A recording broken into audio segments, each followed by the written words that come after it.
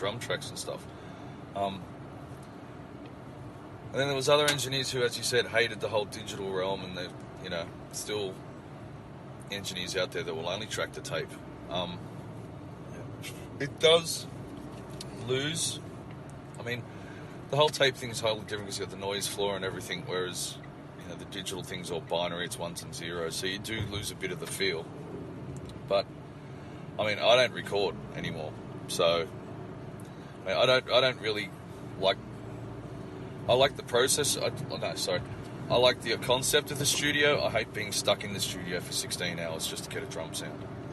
Yeah. I'd prefer to just do it live, and I'd fly by the seat of your pants sort of deal, because you've only got that time frame to do it. You don't have the 16 hours to sit there and do mic placement and stuff like that. You've got to be on straight away. But with the recording stuff, man, I've heard some digital albums recently come out that sound just as good as vinyl, and I've actually one of the bands I'm working with, Dark Cell, have just recorded their whole album digitally and got it mastered differently and pressed to vinyl, because there was a calling from our American fans and some Asian fans that were like, we want this on vinyl. If you could do it, let's do it. So we're lucky enough to get they were lucky enough to get enough pre-orders that they did. I think they printed 75 of the new album on vinyl, and from what I've been told, it sounds bigger than what the CD does, if that's at all possible, because the new album sounds huge. Yeah. So yeah, but So what do you do when you're going to mix the art this afternoon? Yep. What are you going to do exactly when you're there? Who do you shake hands with? So it's going to be all the Cults crew, yep. or will it be Aussie crew with Cult staff, so to speak? It'd be, in this scenario, I'd say they'd have their American tour manager / sound guy, and their techs would be from the States or London, depending on where they live, and the rest would be an Australian crew. So that'd just be the drivers and stuff like that would all be hired in over here to save on funds for the promoter. What will I do when I get there?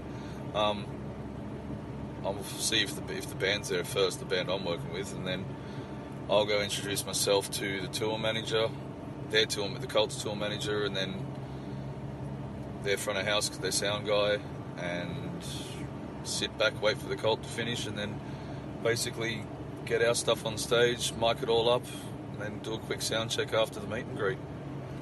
So what's typical when the desk get handed over to you? Do they give you, right, these are your channels, and what happens? Back in the day when it was analog, you'd get on some tours, you'd get 6 channels, maybe 7 if you were lucky and you knew the tour, the personnel on the tour, and they would sometimes provide you with another board, or they'd let you mix off some off their channels. Like, you'd have your own drum channels and you'd use their vocal lines and stuff like that. It just all depended on who it was, and I suppose how proficient you were. If they didn't seem to think that you were proficient enough, you'd get 6 channels. If they thought you could do the job, they'd give you the whole board. So is that 6 channels for the whole kit, the whole band? Yep. So what do you drum? What is it? Just kick drum? We used to do kick, overhead, bass, guitar, and a couple of vocals. Holy Jesus! So, although when you'd get bands like Pre-Shrunk, it was quite easy because you had 2 bass players, the kit, and the electronics. So you could run, 2 vocal lines, 2 bass lines, and we'd trigger the kit and just have 2 channels of kit left and right. So that was, easy when it was a band like that. But on the flip side of that, with Pre-Shrunk, you could also go balls to the wall and do 24 channels of input on a festival stage with those guys and have a ball. So what are you saying now that when it's digital? With digital board tonight, from memory, this venue's got a Pro Tools Avid SC48. So they'll have their show saved and they'll just load me up another page, and it's instantaneous from my show to theirs. Wow. You basically just click on, after we've finished, I mute the board, click on their show file, hit recall, and it's, like instantaneous. Their show file will load up and all my channels are forgotten about and theirs come up exactly where it should be. So, all right, dummy question. So what about mics on stage? Does that mean you're using their guitar mic hanging over an amp? So that's right. So a whole bunch of different... All different mics, everything. So in this scenario, it'll be all different mics and everything. Bands like 28 Days, who I also work with, we'll share backlines sometimes. Like this weekend, we're doing a show in Brisbane with 3 other bands, and I'm pretty sure everyone's using all the same gear, apart from amplifier heads, guitar pedals, drum pedals, and snare and cymbals. So it's just easier that way. And then in that scenario, we do all share the same mics, apart from vocal mics. I switch out the vocal mics so people don't get sick. So you must get some sort of prima donna sort of...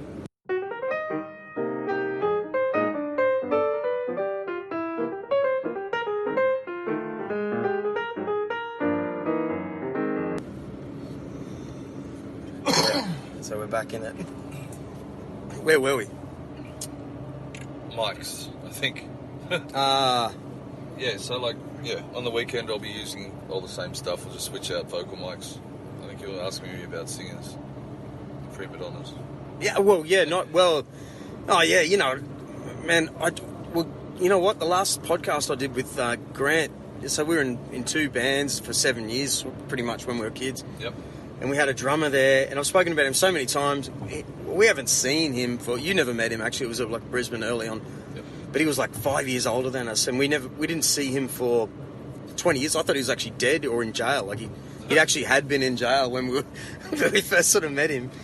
And bang, he popped up on this podcast show comments box saying, you know, it's me, I'm back. You know, we don't even... Wow. Half of me is scared to... He's kind of like an Angry Anderson sort of looking dude. But without talking bad about him, definitely he was like, no, this is my drum sound kind of guy. You know, when you're swapping bands in and out and they're trying to use the same sort of gear, you know, this is the band's sound. Yeah. And you must get a bit of that. I do, yeah, but these days it doesn't really come down to the drums. It's more the guitars and the keys. Yeah. Because there's a lot of that going on these days, and to a certain extent, there's a lot of tracks going on. You know, like bands will go in and record an album, and there's some things that they just can't reproduce live, so they'll, you know, put it on Pro Tools or on a track, and that has to sit right in the mix and stuff like that. There's some people, you know, that are a bit anal about their sound, but in saying that, in the last few years, I've only ever really had one person that was like that, and I give full respect to this gentleman because, you know, without him, half the bands in Australia wouldn't... Oh, sorry, without him, half the punk bands, the majority of punk bands in the world wouldn't exist today. And that was with the Dead Kennedys. And East Bay Ray certainly had, you know, his way that he wanted the DKs to sound every day. And, you know, that was, you know, like as someone said to me a long time ago, who's passed away, you know, every day's a fucking school day, you know. So when it comes to people like that, yeah, I will. It's a privilege to be, you know, to be given advice by people like that. You know, not a lot of people do get that experience. So, but you know, if you're a young crew that's just starting out that think they know, well, not think they know better, but you know, then sometimes I will tell them to sit back a little and let us do the job, and then, you know, I mean, I know it's their music and it's their bands and stuff, but sometimes they just don't have the right...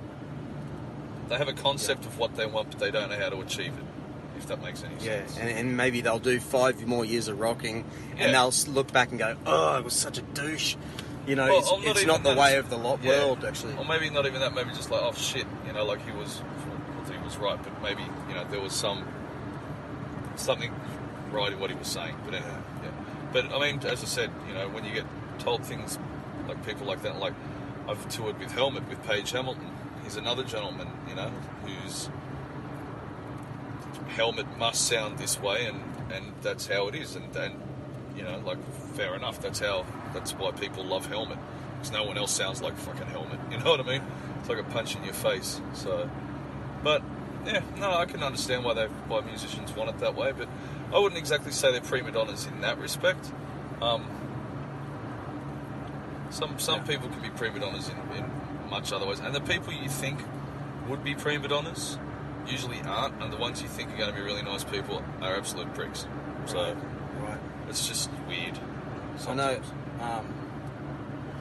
I bet like lately I've seen you work inside of the mixing desk at the Koala Hotel. Yep. Like we've just gone from talking about massive shows to little shows at the Koala Hotel where you're forced to stand side of stage like a monitor engineer, and With an iPad. you would see the stress from some guys because you're right beside stage. Dude, I can't hear myself, or Oh yeah. that's where you see someone at their worst when they're under stress, or Well, some people can just roll with it. Like, don't get me wrong, I do understand that you got to be heard, and down there you probably don't have the full, capacity to be heard in some scenarios. So I do feel their pain. Don't you worry. I feel the pain. yeah, but So- it'd be. I could imagine you going, "Ugh, dude, you give me." I've had you throw shit at me before. Yeah, I regret asking you the question. Hey, let's. No, that's all good. Like, yeah, you do. Well, there's one person in particular that plays down there. She has a 7-piece band, and I mean, you got 7 dudes up there, 7 vocals, and she can't hear herself. I can fully understand that she can't hear herself when you got that much stuff going on that tiny little stage, and you've only got like 3-4 speakers to fold back to work with. I can understand how it'd be a pain in the ass. Yeah. So Okay, what about? that's why people need to wear in-ears. Yeah, I got some good ones now. Anyway, going back to, tell me about. Okay, let's just say you're rushed into a mix, and what do you go for instantly? Do you go for a good drum mix and then deal with the rest? Like, yeah. Usually kick, snare, hats, bass and vocals. Right. Guitarists are usually so fucking loud you can just bring them up in the mix later. 9 times out of 10 recently I've had bass players that I've had to turn up. So, which I'm sure is not going to be a problem this evening with both bass players on stage.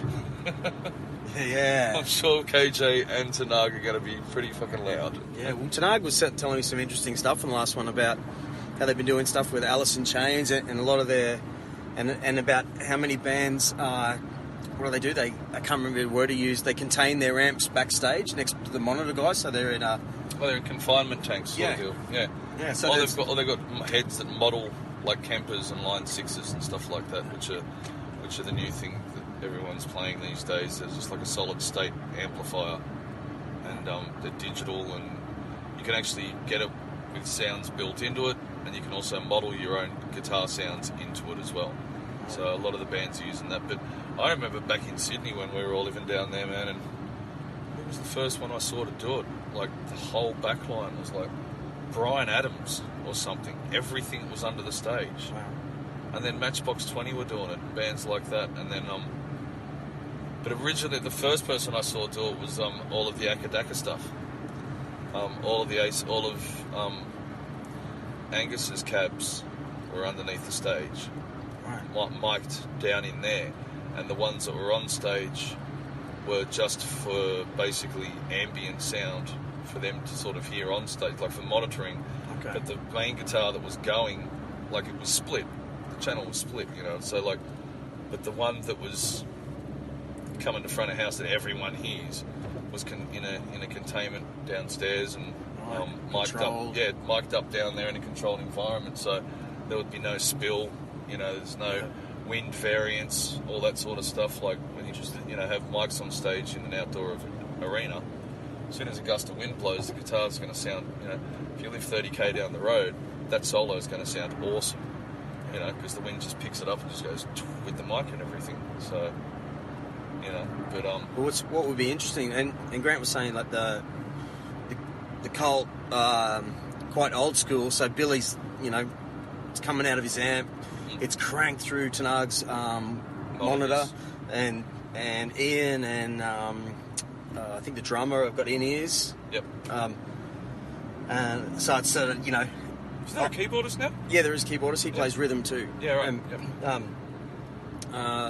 But when you know what it's like